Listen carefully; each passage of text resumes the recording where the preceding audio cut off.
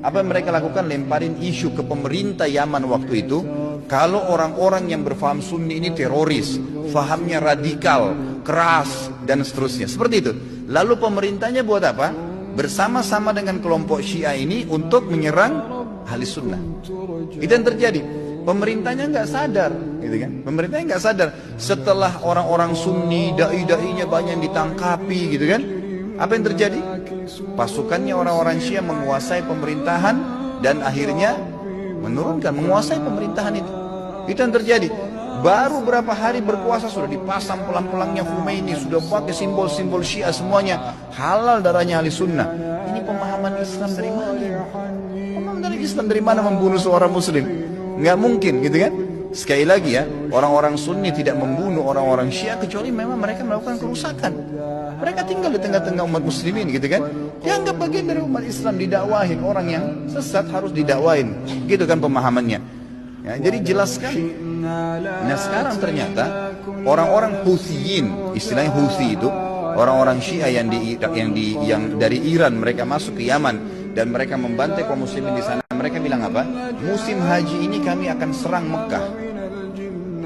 Mendengar statement tersebut, kira-kira apa yang dilakukan oleh Raja Salman?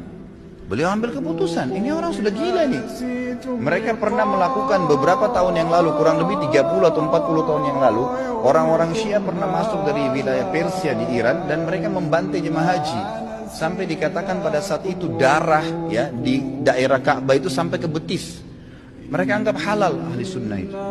Jadi ini berbahaya. Pemahaman dari mana ini? Islam dari mana ini? Gitu kan? Nggak ada Islam. Mungkin ini bukan masalah fikih. Banyak orang jahil nggak paham.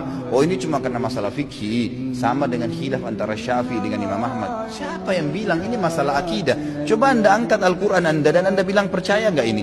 Syekh Singkiti rahimahullah pernah beliau mengangkat, diajak debat sama satu syekhnya orang-orang Syiah dari Iran di musim haji. Dia bilang, ayo kita berdebat, cari mana yang benar.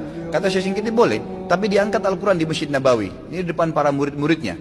Nih, saya angkat. Kalian percaya nggak Quran ini? Supaya kalau kita berselisih bisa kembali ke sini. Apa kata syekhnya? Saya nggak percaya. Kata Syekh Singkiti, kalau kita nggak usah berdebat, untuk apa berdebat? Nggak ada rujukan. Karena mereka anggap Quran ini kurang. Bayangkan Quran kitabullah yang kita jadikan sebagai asas turunan kita pertama dianggap tidak benar, bagaimana itu? Dan terlepas daripada itu, saya sudah pernah bawakan buku apa itu Syiah, jelas sekali kok, gitu kan? Jelas sekali Syiah itu siapa, dibentuk oleh Abdullah bin Sabah, orang Yahudi, dan bukan dari kaum muslimin. Orang-orang yang memukul-mukul dirinya sampai berdarah-darah dengan alasan mengatakan Husain. Siapa di antara ahli sunnah yang mengkafirkan Ali bin Abi Thalib radhiyallahu anhu? Ada?